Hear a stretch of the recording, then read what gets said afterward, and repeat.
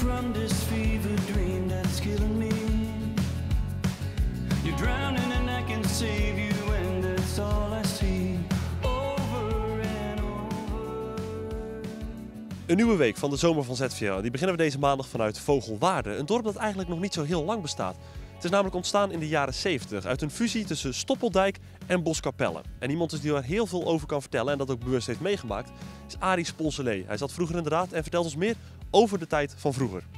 Eerst was de kale vlakte tussen twee dorpen.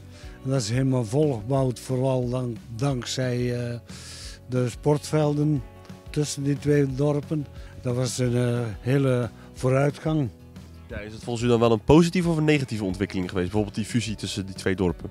Op zich een positieve ontwikkeling. En natuurlijk ook negatieve dingen, zoals dingen die verdwijnen, cafés, maar ook dingen die blijven, zoals de verenigingen. En we laten het verleden nu achter ons en we gaan even naar het heden. We praten namelijk met voorzitter van de dorpsraad uit Vogelwaarde, Katie Maas. Zij vertelt ons meer over de huidige leefbaarheid in Vogelwaarde. Dat zou iets beter kunnen, hoewel we wonen hier prachtig, mooi groen en gezellig, veel sport en allerlei faciliteiten. Maar we hebben wel eens wat overlast en daar komt een buurtwerker voor. Dus ik heb er alle vertrouwen in dat we weer naar een heel mooi leefbaar dorp gaan. We hebben een hele mooie winkel, we hebben sportfaciliteiten, we hebben een kapper, misschien nog wel wat bedrijven. Dus prima. Ja, en dat Vogelwaarde nog steeds hartstikke bruisend is, dat bewijst Mariska Urbanus wel. Zij is namelijk 3 jaar geleden vanuit de Hoekse Waard verhuisd naar hier. Tijd om eens te vragen waarom ze die keuze heeft gemaakt.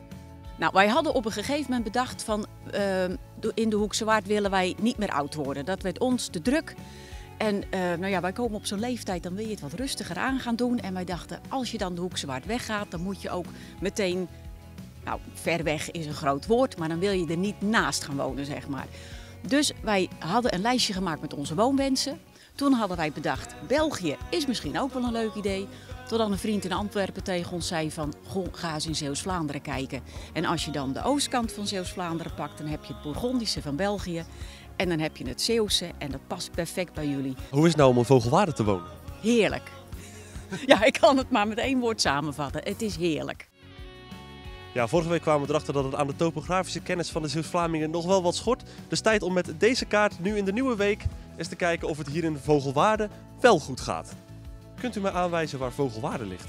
Hier ergens, denk ik. Morgen zijn we in Ede. Dat ligt helemaal aan de kust. Deze of deze? Ja, die onderste is het. De onderste, ja. Ja, dit was hem alweer. De eerste aflevering van week 2 van de zomer van ZVL. En dat allemaal vanuit Vogelwaarde.